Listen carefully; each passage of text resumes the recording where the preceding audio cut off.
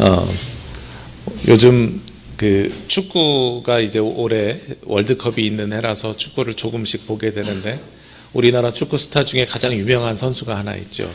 이렇게 이야기하면 대부분 대답하는 사람이 손흥민 선수인데, 손흥민 선수가 이렇게 축구하고 골을 넣고 하면 하는 세레머니가 하나 있습니다. 바로 이렇게 손으로 이렇게 사진 찍는 것 같은 세레머니를 합니다. 아마 골을 넣는 행복한 순간을 마음속에다가 담아놓겠다는 의미처럼 여겨집니다. 그런데 사실 이렇게 하는 이 모양이 프레임 안에 넣는다는 뜻이기도 해요. 어떠한 틀 안에 넣는 것. 우리가 세상을 바라보는데 세상을 어떻게 바라보냐면 바로 그 프레임 속에서 바라보게 되는 겁니다. 가끔 제주로 이렇게 여행 왔다가 우리 교회에 와서 기도하고 가는 후배 목사님들이나 신학생들이 가끔 있습니다. 1년에 몇 번씩 있는데, 그분들이 올 때마다 본당에 딱 들어서면서 하는 두 마디가 있어요. 첫 번째는 뭐라고 이야기하냐면, 본당이 너무 예쁘고 아름답습니다. 그래서 불 다 끄고 이렇게 낮에 들어오는 빛이 경외감이 있어서 기도가 그냥 계속 나온다는 이야기를 합니다. 또 하나는, 목사님 생각보다 본당이 작습니다, 이런 얘기를 해요. 생각보다 작습니다라고 이야기하시는 분들은 보통 뭘 보냐면 우리 유튜브에서 설교하는 걸 본 사람들이 그렇게 이야기를 해요. 왜 그러냐면 제가 여기서부터 이렇게까지 시선을 넓게 펼치잖아요. 즉 본당이 굉장히 넓은 줄 알았대요. 그분들은 뭘 통해서 우리 교회를 보냐면 유튜브에 있는 영상이란 이 프레임 속에서 상상을 하다 보니까 제가 이렇게 고개 돌리는 저의 시선을 보면서 그걸 상상하는 거죠. 그 프레임 속에서 프레임 바깥에 있는 걸 상상하다 보니까 쉽지 않은 모습이 보여집니다. 서울대학교 최인철 교수님이라는 분이 쓴 책이 있는데, 프레임이라는 책입니다. 이 사람은 심리학을 공부하신 분인데, 이 프레임을 무엇이라고 정리하냐면 세상을 바라보고 있는 마음의 창이라고 이야기해요. 그래서 우리가 어떤 안경으로 어떤 프레임을 가지고 세상을 바라보느냐에 따라서 그 세상이 다르게 보인다는 겁니다. 여러분들이 흔히 들으셨던 어떤 안경을 쓰고 보는가, 빨간색 선글라스를 쓰면 세상이 빨갛게 보이고 파란 선글라스를 쓰면 파랗게 보인다, 이런 개념인 거죠. 그런데 이 책에서 좀 더 자세하게 프레임에 대해서 정의를 하는데, 프레임은 단어다, 프레임은 맥락이다, 프레임은 뭐다 이렇게 쭉 정리하는데, 제가 인상 깊은 이야기가 하나 있어서 소개시켜 드리려고 합니다. 한 심리학자들이 실험을 했다 그래요. 초콜릿을 나눠주는 실험입니다. 그리고 초콜릿을 나눠주면서 맛을 평가해 달라고 하는 거예요. A그룹하고 B그룹입니다. 그런데 초콜릿을 나눠줄 때 사용하는 용어가 어떤 용어냐면, 이번에 먹을 것은 이것입니다 하면서 하나씩 주는 거예요.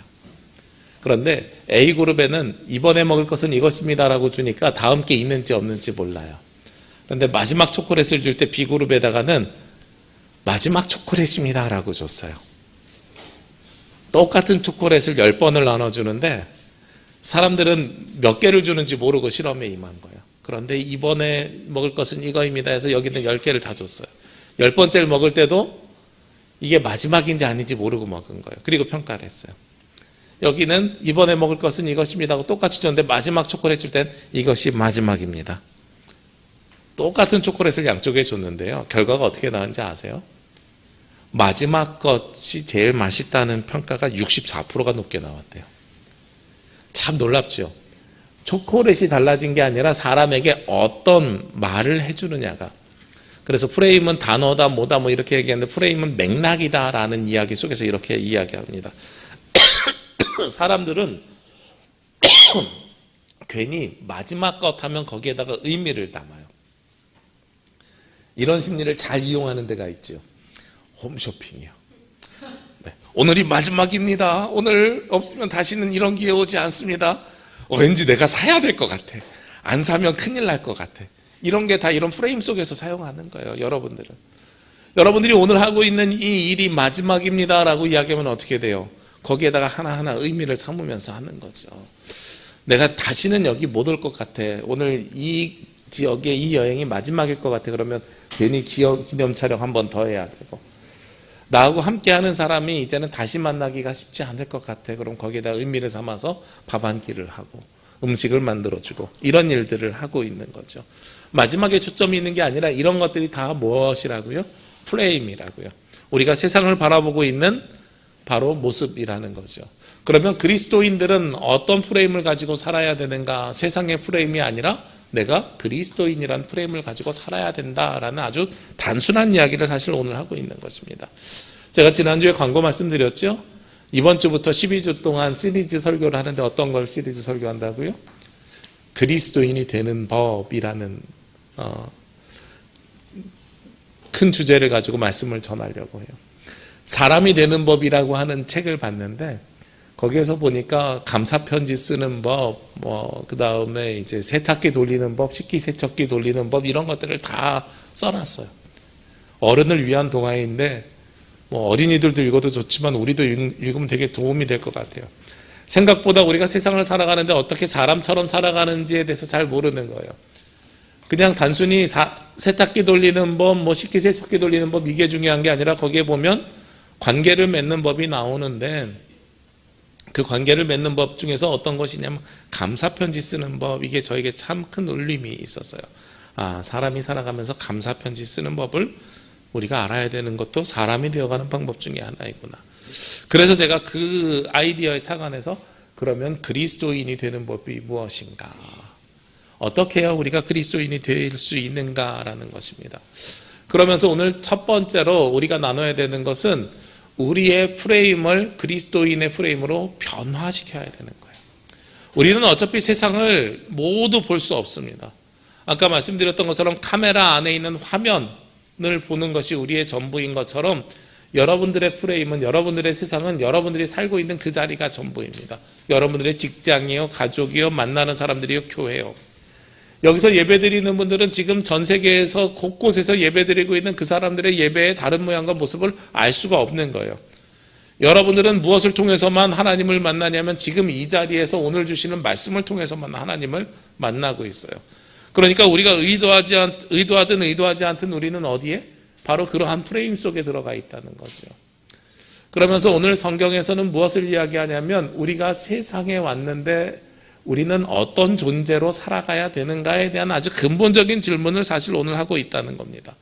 오늘 말씀은 우리가 아주 잘 알고 있는 말씀이지요. 하나님께서 누구를 만드십니까? 사람을 만드십니다.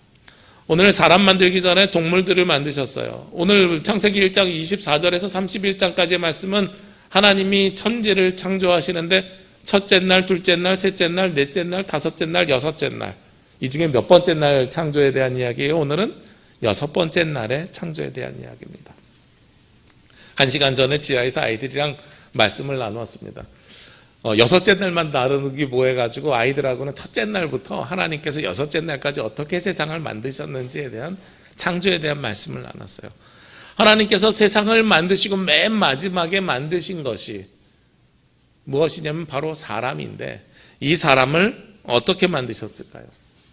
이 사람을 오늘 성경에 보면 우리의 모양대로, 오늘 26절 말씀입니다. 하나님이 이르시되 우리의 형상을 따라 우리의 모양대로 우리가 사람을 만들고 그들로 바다의 물고기와 하늘의 새와 가축과 온 땅과 땅에 기는 모든 것을 다스리게 하자 하시고 이렇게 말씀하세요. 하나님께서 사람을 만들자고 하시는데 여기에서 우리가 중요하게 기억해야 되는 단어가 있습니다. 우리의 형상대로 우리의 모양을 따라 사람을 만들자.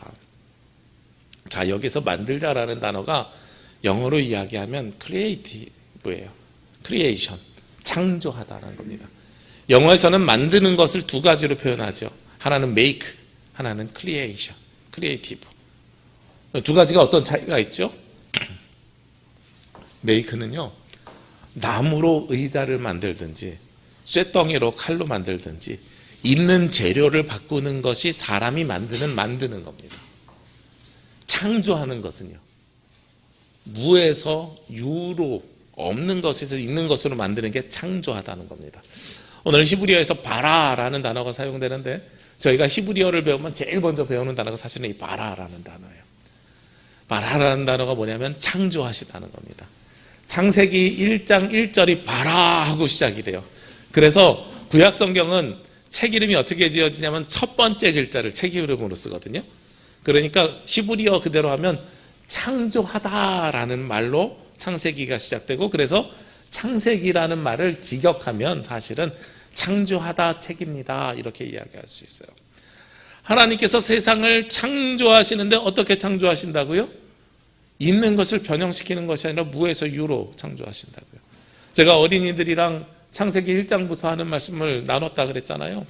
하나님께서 제일 먼저 창조하신 것이 무엇입니까? 첫째 날에요? 빛이 있으라. 그럼 빛이 있기 전에 무엇이 있었습니까?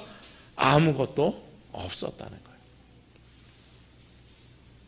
빛이 있으라 하고 빛을 만드신 다음에 물이 있으라 하고 물을 만드시고 하늘과 땅을 가르시고 땅이 솟아나라 하시고 그곳에 식물을 심으시고 하나님께서 이렇게 모든 것이 있는 것을 바꾼 것이 아니에요. 없는 것에서 없는 것으로 만든 것이에요. 없는 것에서 있는 것으로 창조하신 것이 바로 하나님이십니다. 그러니까 우리는 하나님으로부터 어떻게 된 사람들이에요? 창조된 사람들이에요. 하나님으로부터 창조되었는데 어떻게 창조됐어요? 다른 동물과 식물들은 하나님께서 이렇게 저렇게 만드셨는데 사람만 특별하게 다시 26절 말씀해 보면 하나님께서 우리를 창조하실 때 어떻게 해요? 우리의 형상을 따라 우리의 모양대로 가장 하나님을 많이 닮아가게 창조된 존재가 바로 사람이라는 거죠. 제가 아이들에게 그런 질문을 했습니다. 자, 여러분들 누구 닮았습니까? 하나님 보고 싶은데 하나님 어떻게 하면 볼 수 있을까요? 그랬더니 여러 아이들 중에 제일 요망진 딸아이 하나가 거울 보면 됩니다. 제가 원하는 답을 딱 맞췄어요. 거울 보면 됩니다. 여러분들이 하나님의 얼굴을 보고 싶으면 하나님의 형상이 어떻게 생겼는지 궁금하면 어떻게 하면 된다고요? 거울 보면 돼요. 왜냐하면 우리는 누구를 따라서 지음받았어요? 하나님의 형상을 따라 하나님의 모양대로 지음을 받았기 때문에 여러분들의 모습 속에 누가 계세요? 하나님께서 존재하고 계시다는 거예요. 그러니까 우리는 얼마나 존귀한 존재입니까? 나는 누구로부터? 하나님으로부터 지음받았고 나는 누구를 닮았어요? 하나님을 닮은 사람이라는 거예요. 보통 우리가 그런 이야기 하잖아요. 여러분 누구 닮으셨어요? 혹은 우리 또 자녀를 낳으면 쟤 누구 닮았어? 아빠 닮았어? 엄마 닮았어? 쟤는 할아버지 닮은 것 같아. 이런저런 이야기들을 합니다만 그 할아버지의 할아버지를 쭉 거슬러 올라가면 우리는 결국 누구를 닮았어요? 하나님 닮은 사람들이라는 거예요. 그래서 우리는 하나님 닮은 사람이라는 이 존재를 가지고 살아가야 됩니다. 김동호 목사님의 책 크리스천 베이직에서는 이것을 무엇이라고 이야기하냐면 우연에서 필연이라는 단어를 사용을 해요. 아마도 제 생각에는 김동호 목사님 그런 이야기를 하신 것 같아요. 청년들이 젊은이들이 그런 질문들을 많이 하거든요. 진화론이랑 창조론 둘 중에 뭐가 맞아요? 저희 자녀들도 중고등학교를 다니면서 학교를 다니니까 학교에서 계속 배우잖아요. 진화론과 창조론 둘 중에 뭐가 맞아요? 여러분에게 물어보면 여러분 뭐라고 대답하시겠어요? 교회 안에서는 일단 창조론이라고 대답해야 될 것 같고 그런데 수능을 치거나 시험을 볼 때 뭐라고 대답해야 될 것 같아요? 진화론이라고 대답해야 될 것 같잖아요. 신학에서는 여러 가지 이야기를 합니다. 창조 과학을 이야기하기도 하고요. 지적 설계론을 이야기하기도 하고요. 무신론적 진화론, 무신론적 창조론이 있을 수 없고 무신론적 진화론 이렇게 이야기하는데 저는 어떤 걸 지지하냐면 유신론적 진화론이라는 게 있습니다. 유신진화론. 저는 사실은 그것을 지지합니다. 신학적인 견해예요. 과학자들은 다르게 볼 수 있어요. 무슨 이야기냐면 하나님이 계시고 하나님이 태초에 천지를 만드셨고 진화론에서는 뭐가 이루어져요? 돌연변이가 생겨가지고 우연히 원숭이가 사람이 되고 이런 식의 이야기를 하잖아요. 근데 저는 그렇게 생각하지는 않고요. 하나님께서 만드셨어요. 모든 사람이 만들었고 만들어진 우리 존재들은 시간이 지나면서 어떻게 돼요? 우리도 스스로 환경을 적응하고 환경에 맞게 진화하기 시작해요. 저는 그렇게 생각합니다. 옷이 있기 전에 옛날에 옷이 없던 사람들은 몸을 보호하려면 몸에 뭐가 많았겠어요? 털이 많았을 거란 말이에요. 그런데 우리가 옷을 입기 시작하면서 몸에 털이 줄어들기 시작했을 거라고요. 사람들을 보면 북방계 사람이랑 남방계 사람을 눈 모양 보면 알 수 있어요. 에스키모인들은요. 북방계 사람들은 어떻게 돼 있어요? 눈이 이렇게 찢어져 있어요. 찬 공기가 많이 들어오면 안 돼요. 눈이 동글동글하고 눈이 큰 사람들은 남방계 사람들이에요. 그래서 우리 동남아나 아프리카 쪽에 가면은 눈이 크잖아요. 한국은 두 개가 다 존재하는 나라예요. 이번에 방위산업이 굉장히 우리나라가 유명해지기 시작했는데 한국에서 만든 K9 자주포 이런 것들 있잖아요. 그 노르웨이나 핀란드 북극 쪽에서 사는 사람들이 이렇게 추운데도 영하 30도에서도 포가 발사가 돼? 이렇게 놀랜대요. 중동 사람들이 영상 40도인데 이게 발사가 돼? 놀랜대요. 근데 한국의 날씨를 보자고요. 우리 군대 다녀오신 분들은 아실 건데 군대는 후방에 있어도 영하 20도, 30도예요. 이상하게. 제가 그 위병근무 쓸 때 밤에만 되면 영하 20도, 30도를 금방금방 내려가요. 서울에서 30분도 안 되는 거리에서 근생활 했는데 겨울에 우리나라는 영하 30도에서도 포가 발사가 돼야 되고 여름에 우리나라 어때요? 40도까지 올라가잖아요. 특히 햇빛을 직사로 받으면. 거기서도 발사돼야 되니까 우리나라는 이 두 가지가 다 갖고 있어야 되는 거예요. 그래서 방위산업을 잘하는 것 같아요. 마찬가지예요. 우리나라의 얼굴을 보면 북반기 얼굴과 남반기 얼굴이 다 있어요. 이게 저는 뭐라고 생각하냐면 환경에 적응했다고 생각합니다. 그렇게 사람이 진화되었다는 거죠. 이게 제가 갖고 있는 진화론입니다. 그런데 이 모든 진화가 일반적인 진화론에서 이야기하는 것처럼 우연으로 뭐 다윈의 진화론에서 이야기하는 것처럼 단세포가 다세포가 되고 원숭이가 어느 날 갑자기 보니까 사람이 되고 이렇게 진화되었겠느냐? 저는 그렇게 생각하지 않는다는 거예요. 뭐 사람마다 다르겠지만 하나님께서는 이것을 무엇이라고 이야기할 수 있냐면 진화론과 창조론은 둘이 대립하는 것이 아니라 제가 가지고 있는 관점에서는 하나님은 세상의 모든 것을 만드셨고 돌덩이 하나까지도 만드셨고 사람이나 동물이나 식물은 거기에 다 맞춰서 자기가 환경에 적응하면서 살아가면서 그러다 보니까 어떻게 되었다? 때로는 진화되기도 하였다라는 것이 제가 가지고 있는 관점입니다. 그러니까 우리는 우연히 만들어진 존재일까요? 아니라는 거예요. 우리는 하나님으로부터 계획돼서 창조된 존재라는 겁니다. 그래서 하나님으로부터 창조되었다는 것은 그것이 중요한 거예요. 하나님을 닮았다는 사실도 중요하고 하나님을 닮았기 때문에 특별한 존재라는 것도 중요하지만 여러분들은 우연히 이 땅에서 살아가는 사람들이 아니라 철저하게 하나님의 계획하심에 따라서 이 땅에 보내졌고 지음받았고 이 땅에서 그 삶을 살아가고 있다는 것입니다.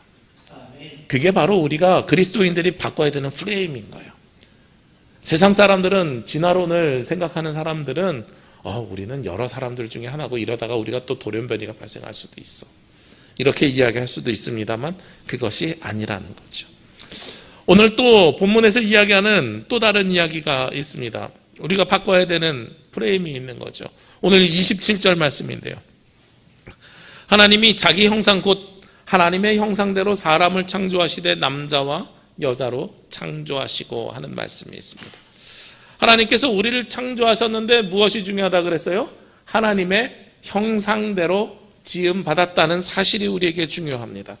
이것은 그냥 하나님께서 우리를 하나님을 닮게 만들었다 해서 사실 끝나지 않습니다. 이게 라틴어에서는 신학적으로는 뭐라고 이야기하냐면 이마고 데이라고 이야기를 해요. 하나님의 형상대로 지음받았다. 이마고 데이. 이마고와 데이라는 단어가 합쳐진 겁니다. 이마고는 뭐의 어원이냐면 영어의 이미지라는 단어의 어원입니다. 데이는 데오스라고 해서 신이라는 단어의 어원입니다. 그래서 라틴어에서 이마고 데이라고 하는 건 하나님의 모양을 따랐다라고 하는 교리적이기도 하면서 철학적인 이야기를 하고 있어요. 그런데 히브리어 단어를 보니까 찰렘이라는 단어가 사용됐어요. 사실 이마고 데이보다 훨씬 더 깊은 뜻이 첼렘에 쓰여진 단어입니다. 첼렘은 원래 직역하면 뭐라고 직역할 수도 있냐면 조각상이라는 단어로도 이렇게 해석이 됐지만 또 동시에 이중적으로 어떤 의미를 가지고 있냐면 그림자라는 의미를 갖고 있어요. 그럼 하나님의 형상은 하나님의 모양이기도 하지만 하나님의 뭐라고요? 그림자이기도 하다고요. 이 그림자라는 뜻이 너무나도 우리에게 중요한 의미가 있는 것 같아요. 생각해 보시자고요. 그림자는 두 가지 속성이 있습니다. 첫 번째요. 그림자는 무엇이 있을 때만 존재하는 것이죠? 빛이 있을 때만 존재하는 것이죠. 우리가 예수 그리스도의 빛으로 나아오는 어둠의 자녀가 아니라 빛의 자녀일 때만 무엇이 존재해요? 그림자가 존재합니다. 하나님께서 우리와 동행하시냐 안 하시느냐라는 것은 내가 빛의 자녀로 삶을 살아가고 있느냐 어둠의 자녀로 삶을 살아가고 있느냐의 차이가 있다는 거예요. 또 하나, 그림자는 빛이 있을 때만 존재하는데 또 하나의 특징이 무엇이냐면 절대로 나에게서 떨어질 수가 없는 존재가 바로 그림자라는 겁니다. 이 두 가지 속성으로 하나님의 형상 첼렘을 한번 해석해 보시자고요. 내가 하나님의 자녀로 빛의 자녀로 살아가면 내 옆에 무엇이 생겨요? 그림자가 생기는데 이 그림자는 나와 떨어져 있어요? 안 떨어져 있어요? 안 떨어져 있어요. 이게 바로 하나님의 형상을 입은 사람이라는 거예요. 여러분이 하나님의 자녀가 되기만 하면 하나님이 여러분으로부터 떨어진다고요? 안 떨어진다고요? 안 떨어진다고요. 하나님으로부터 분리되지 않는다는 거예요. 그래서 구약학자 차준희 교수님은 무엇이라고 이야기하냐면 이러한 관계를 이 첼렘이란 단어를 우리말로 사용할 때 그림자도 좀 애매하고 모양 조각상이라고 하기도 좀 애매하고 하나님이 이걸 합쳐서 뭐라고 이야기하냐면 우리를 파트너 삼으셨다. 동반자가 되어주셨다. 이렇게 이야기하고 있습니다. 우리가 하나님으로부터 지음받은 사람은 하나님과 인격적으로 대등함을 갖는 동반자가 되는 거예요. 그리고 더 중요한 게 있죠. 하나님과 함께 걷는 사람이 되는 겁니다. 얼마나 놀랍습니까? 하나님께서 동물에게 하신 말씀이 아닙니다. 하나님께서 식물에게 하신 말씀이 아닙니다. 오직 사람에게만 우리의 형상을 따라 만들자고 이야기하시면서 이마고 데이 모양에서 끝난 것이 아니라 첼렘으로 들어가면서 그래 네가 빛의 자녀로서 나의 자녀가 되기로 프레임을 변환시키면 나는 평생 너와 동행하며 살아갈게. 내가 너와 항상 동반하는 동반자로서의 삶을 살아갈게 하고 말씀하시는 거죠. 이게 다르게 살아가는 사람들의 두 번째 모습이라는 거예요. 첫 번째는 하나님으로부터 창조된 사람이라는 뜻을 갖고 있다면 그래서 그 창조된 것이 바로 우연이 아니라 하나님의 철저한 필연, 설계 가운데서 이루어진 일들이라고 한다면 두 번째는 우리는 하나님께서 늘 동반해 주시는, 동행해 주시는 사람으로 변화된다고 말씀하고 있습니다. 그러면서 마지막으로 세 번째로요. 하나님께서 무엇을 말씀하십니까? 28절 말씀에 하나님께서 그들에게 복을 주시며 하나님의 사람들에게 복을 주셨대요. 복을 주시면서 무엇을 이야기하시냐면 하나님이 그들에게 이르시되 생육하고 번성하여 땅에 충만하라. 땅을 정복하라. 바다의 물고기와 하늘의 새와 땅에 움직이는 모든 생물을 다스리게 하라 하시니라. 하나님께서 우리에게 다스릴 수 있는 권한을 허락해 주셨어요. 우리 요망진 딸이 이걸 뭐라고 또 이야기하냐면 임무 받았어요 이렇게 이야기해요. 진짜 표현을 잘해요. 저는 임무라는 단어 생각해 본 적은 없었어요. 사명까지는 생각해 봤는데 임무 주셨어요. 그렇죠. 우리 하나님으로부터 임무를 받았는데 어떤 임무를 받았다고요? 땅을 다스리라 하는 임무를 받았다는 겁니다. 하나님께서 우리에게 복을 주셨는데 그 복이 무엇이냐? 이 땅의 모든 것을 다스릴 수 있는, 정복하고 다스릴 수 있는 임무를 주신 것이 하나님께서 우리에게 주신 복이에요. 그래서 우리는 무엇으로 살아갑니까? 땅에서 나는 것으로 삶을 살아가고 있어요. 땅에서 나는 것으로 음식을 먹고 땅에서 나는 것으로 옷을 만들고 땅에서 나는 것으로 이 모든 것들을 만들고 있다는 겁니다. 한번 상상해보고 생각해 보시자고요. 오늘 특별히 씨뿌림 주일인데 우리 교회는 농사를 짓지 않아가지고 농촌 지역의 교회가 아니라서 씨뿌림 주일을 따로 행하지 않습니다만 농촌 지역에 있는 교회들은 오늘 그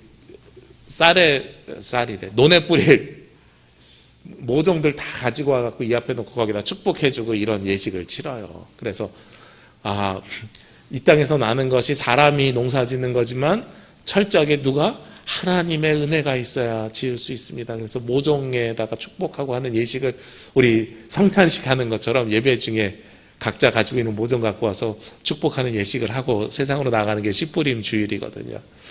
근데 저는 이 씨뿌림 주일이 씨만 뿌려지는 것이 아니라 우리가 가지고 있는 모든 것이 저는 땅에서 난다고 생각을 해요. 뭐 먹는 것은 당연한 일이고요. 뭐 자동차나 이 모든 것들도 땅에서 나는 것임을 우리는 이제 기억합니다. 제가 중동전쟁이 나기 전까지는 이 석유가 땅에서 난다는 걸 인지하지 못했어요. 석유가 들어오지 않으니까 그 나프타라는 것이 들어오지 않으니까 비닐을 만들고 옷을 만들고 하다못해 주사기를 만들고 모든 것이 우리에게 영향을 주더란 말이에요. 근데 그 모든 것들은 어디로부터 와요? 땅에서 나는 거예요. 땅에서 나는 것을 활용할 수 있는 은혜를 하나님으로부터 우리는 부여받은 사람입니다. 사자가 석유를 캐서 씁니까? 원숭이가 석유를 사용합니까? 그 누구도 사용하지 않거든요. 그리고 그들은 땅에서 나는 것을 열매로 따먹을 수는 있을지 몰라도 심어가지고 하나님의 은혜 가운데 그것을 자라게 해서 우리가 수확을 하는 것은 오직 사람밖에 없어요. 하나님께서는 우리에게 그런 복을 주신 겁니다. 땅을 잘 다스리라 하는 복을 주신 거예요. 그럼 땅을 다스린다는 건 어떤 의미입니까? 제가 아이들에게 그렇게 이야기했는데 이 땅의 정원사가 돼야 된다. 정원사는 식물을 그리고 열매를 짓밟는 사람이 아니라는 거죠.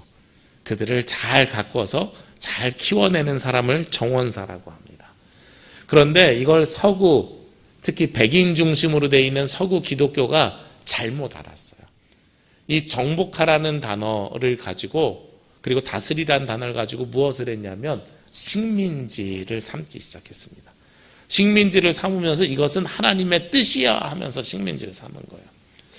놀랍게도 우리나라에는 복음이 들어와 가지고 선교사님들이 복음을 전한 나라들 중에 가장 기독교가 부흥한 나라가 전 세계 대한민국입니다. 다른 나라들은 이렇게 부흥하지 못했어요. 제가 가끔 여러분들에게 말씀드리는데 한국에 오고 싶어하는 선교사들이 많았을까요? 적었을까요?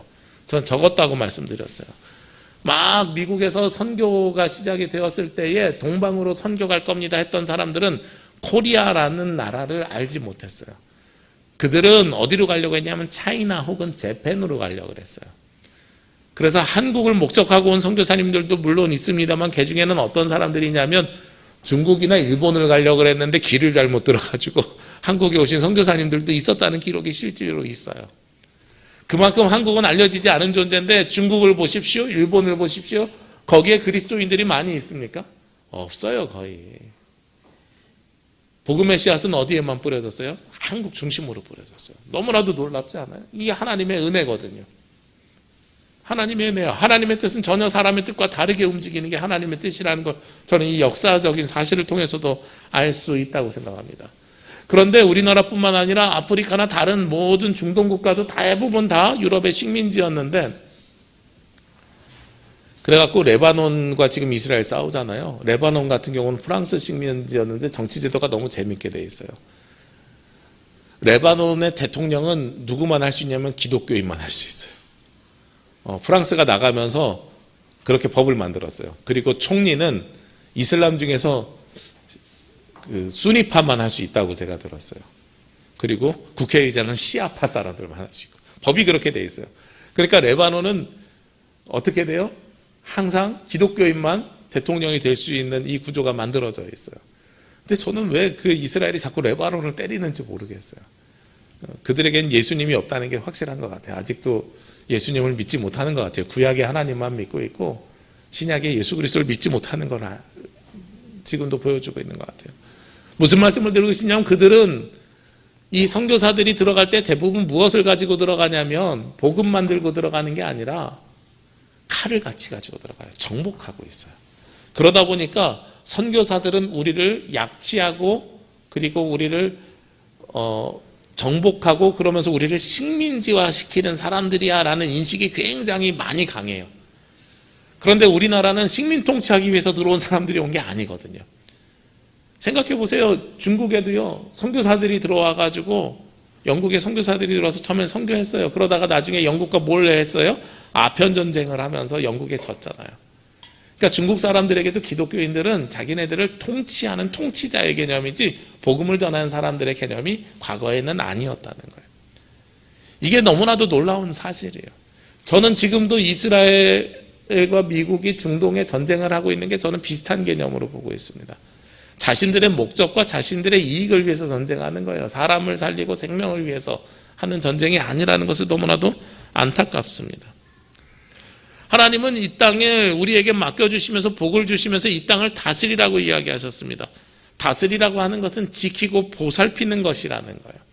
아까 제가 누구와 같이 하라고요? 정원사와 같이 하라고요. 식물을 짓밟는 게 아니라, 열매를 짓밟는 게 아니라, 잔디를 짓밟는 게 아니라 그들을 잘 키워서 열매 맺게 하는 것이 정원사의 역할이잖아요. 하나님께서 우리를 이 땅에 창조하신 이유도 바로 그런 것입니다. 우리를 정원사와 같이 우리에게 주신 거예요. 그러면 하나님께서는 우리에게 어떤 임무를 부여해 주셨어요? 정원사의 보살핌의 임무를 부여해 주셨다는 겁니다. 이게 세상에서 살아가는 다른 사람들의 모습입니다. 세상 사람들은요, 정복하기 위해서 살아갑니다. 세상 사람들은요, 모든 것이 우연이라는 것으로 생각하면서 살아갑니다. 세상 사람들은 내가 누구를 닮았는지 모르고 살아갑니다. 그런데 우리는 하나님의 계획하심에 따라서 창조되었고, 그리고 하나님을 닮은 사람으로 이 땅에서 살아가게 됩니다.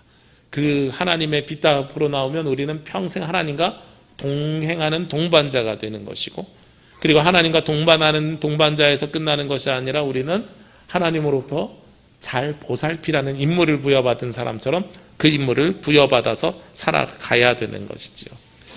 저랑 친한 목사님이 몇 주 전에 책을 한 권 내셨어요.